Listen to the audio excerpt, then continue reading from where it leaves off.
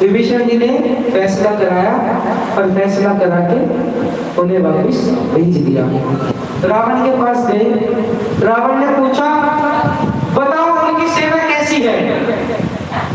कहा प्रभु हमारी इतनी औकात नहीं है कि हम उनकी सेना को नाप सके कि उनकी कितनी बड़ी सेना है।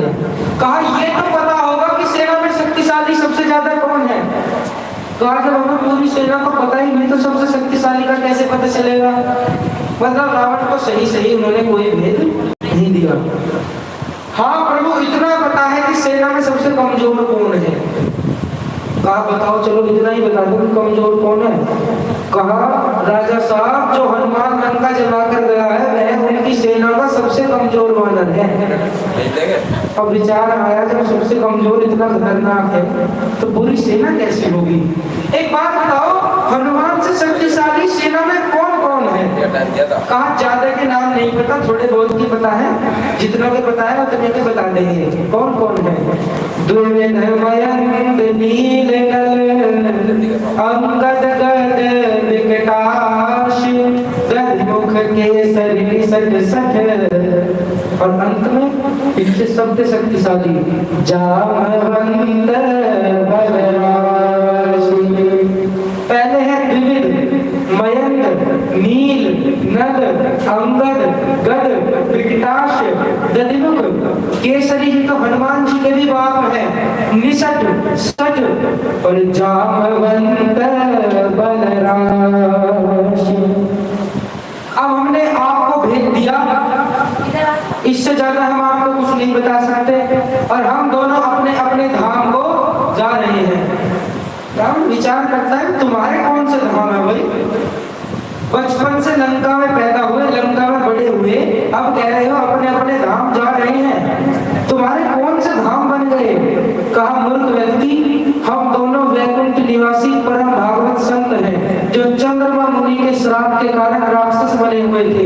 आज प्रभु श्री राम के दर्शन पाकर हम श्राप मुक्त हुए और हम दोनों अपने अपने धाम को जा रहे हैं। बोले सियापति रामचंद्र भगवान की जय। उधर राम जी को 3 दिन हो गए लेकिन समुद्र देव ने कोई प्रार्थना नहीं मानी। राम जी समुद्र देव की आराधना कर रहे हैं लेकिन समुद्र देव नहीं मान रहे।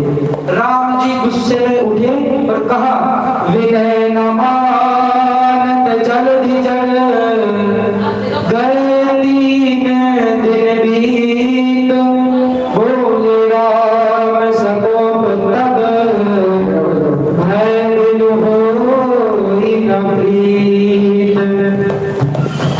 जो जड़ बुद्धि के जीव है वह विनय की भाषा नहीं मानते और इन्हें भय दिखाकर ही अपना काम निकालना पड़ता है। भय बिनु होई न प्रीत, भय के बिना इनसे प्रीत नहीं हो सकती। लक्ष्मण धनुष पर ब्रह्मास्त्र का अनुसंधान करो और धनुष हमारे हाथ में दो, आज एक ही बाण से हम इस समुद्र को सुखा देंगे। जैसे ही समुद्र देव ने ब्रह्मास्त्र देखा आए प्रभु जय श्री राम जय श्री राम जय श्री राम। कहा 3 दिन से वह राम याद नहीं आया जब तुम्हारी पूजा कर रहा था। अब मणियों की थाल लेकर प्रकट हुए हो जय श्री राम जय श्री राम। कहा प्रभु आपने ही कहा था कि किसी की भी प्रार्थना से अपना स्वभाव नहीं बदलना।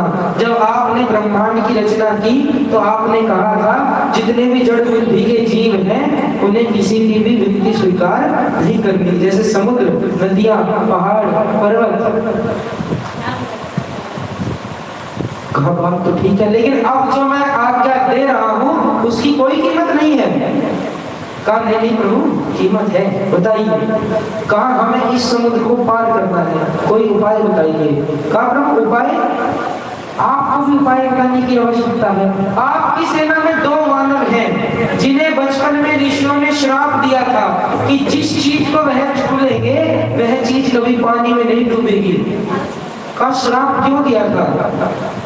नल और नील दोनों इतने उद्दंडी बालक थे आश्रम में घुस जाते और ऋषि संतों का जो सामान मिलता उठाया और नदी में फेंक दिया। एक बार हद कर दी तपस्या करते हुए संत को भी गद्दी सहित उठाया और नदी में फेंक दिया।